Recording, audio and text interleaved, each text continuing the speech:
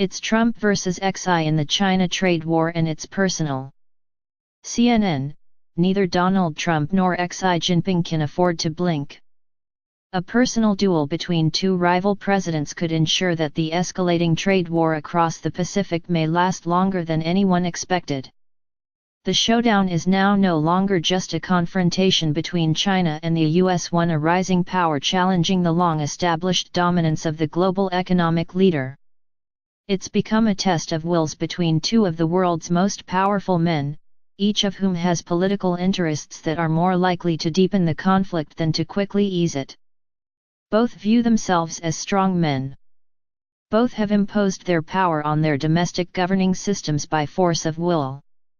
Both have the authority to trigger global shock waves, as they did when markets plunged following Trump's tariff hikes last week and China's multi-billion-dollar retaliation on Monday. Both see the honor of their nation at stake at a crucial moment in the history of US-China relations, as the emerging competition between two great powers becomes sharper than ever. While Trump has said the two sides were on the verge of a deal last week before China backed out, the gulf in intention between the two giant economies will complicate future talks. Trump, lambasting Chinese intellectual property theft and support for state industries, believes he has to change the global trading system itself because it is a massive ripoff for the United States. And Trump thinks the strength of the US economy gives him an edge and the ability to pin the blame for the impasse on Xi. We are right where we want to be with China. Remember, they broke the deal with us and tried to renegotiate, Trump tweeted on Sunday. Xi sees US demands as an infringement on Chinese sovereignty and has an incentive to keep globalization intact, since China has profited handsomely from the status quo in a stunning 20-year growth explosion. The Chinese leader is no keener to climb down than Trump. China feels it does not have to give in, Max Baucus, a former US ambassador to China, told CNN's Kate Baldwin on Monday. Add to that, saving face is a big deal in China. President Xi Jinping does not want to appear to have backed down. I don't think Americans understand that, the former Montana senator said. While Trump said Monday he will talk to Xi at the G20 summit in Japan in late June, which is now looming as a massively consequential meeting, the gaps may be too wide to bridge by then. Trump's ideology. One reason why the dispute could go on for a while is because Trump seems to sincerely believe he is winning. Convinced of the primacy of the healthy US economy, willing to shrug off a day's losses on the stock market and wielding his favorite tariff tool, Trump is not at all fazed. We're in a very good position, and I think it's only going to get better, Trump said Monday. Trump is often ideologically supple and could turn on a dime on the dispute. But he's held deep-seated beliefs about China's economic threat for decades and has long advocated a protectionist remedy. This is one issue that he's shown that he really does believe in. After all, he seems ready to gamble on the health of the US economy, his best political asset heading into his 2020 re-election race. The president's hawkish comments on Monday might have been an attempt to calm tumbling markets. But they also entrenched a position from which it will be hard to abandon without being embarrassed. For now at least, before damage to the economy and consumer budgets from the deepening trade war becomes obvious, Trump may believe he will prosper politically from standing up to China.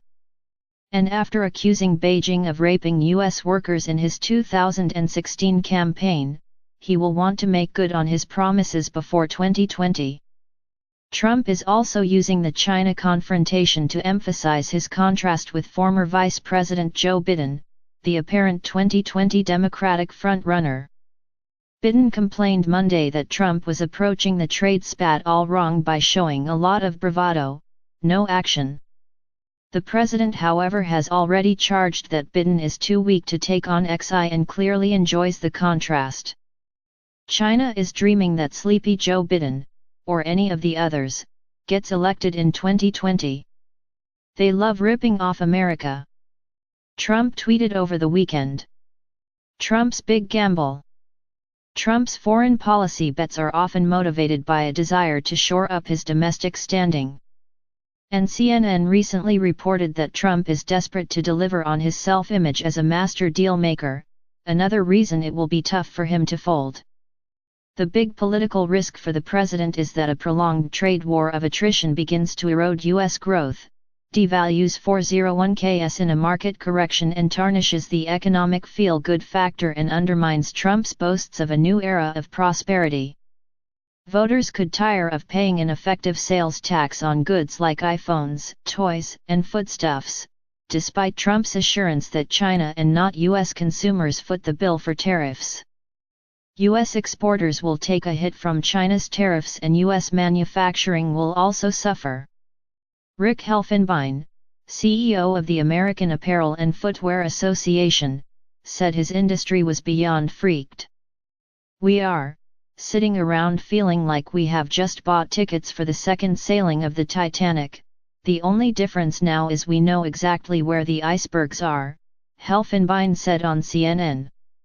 The pain of farmers already suffering from Chinese retaliatory tariffs, especially those in the swing state Midwest, could also deliver Trump a 2020 shock. Punishing Beijing could also have other spillover effects.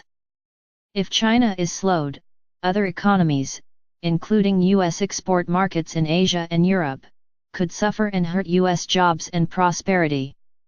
If we get the full throttle of all tariffs, it does risk a recession, Diane Swank, chief economist of Grant Thornton, told CNN's Brooke Baldwin on Monday. Such a doom-laden scenario is one reason why some analysts still bet Trump will close a deal after a period of posturing. He has, after all, frequently escalated a crisis, then stepped back while declaring incremental changes to an existing agreement as a massive victory for the United States. The scenario eventually eased the crisis over the renegotiation of the North America Free Trade Agreement and offers a blueprint for a deal at the G20 should Trump's political calculation over the China trade war change. Xi's choice. The confrontation has already revealed a truth that reflects an important geopolitical evolution: Beijing is not afraid of the United States. Trump spent the weekend warning China on Twitter that it would be hurt very badly if it didn't do a deal. By Monday morning, he had his answer when Beijing announced plans to raise tariffs on $60 billion in U.S. goods. Like Trump, Xi is not immune to political pressures. Although he is the most dominant Chinese leader in decades, he cannot completely ignore complicated internal Communist Party dynamics. Chinese leaders are always wary of any changes to social conditions that could be brought on by a slowing economy that could cause public resentment and translate into political activity. China is also sensitive to its own experience under colonialism and proud of its rise as a key regional power and global player. So there is no circumstance under which Xi could allow himself to be seen as bowing to bullying from any Western leader, let alone an American president as combative as Trump.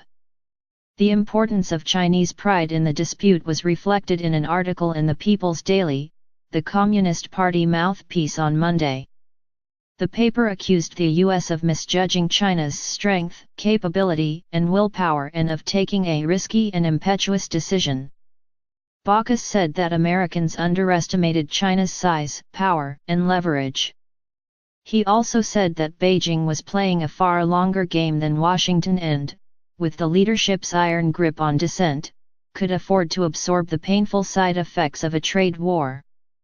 "I think those who think the U.S.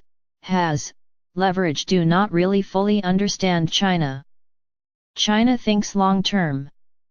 China is an authoritarian government. Their party controls everything," he said. Both Xi and Trump know the other has much to lose. The question now is the age-old diplomatic conundrum: can they forge an outcome that gives both the option to declare victory?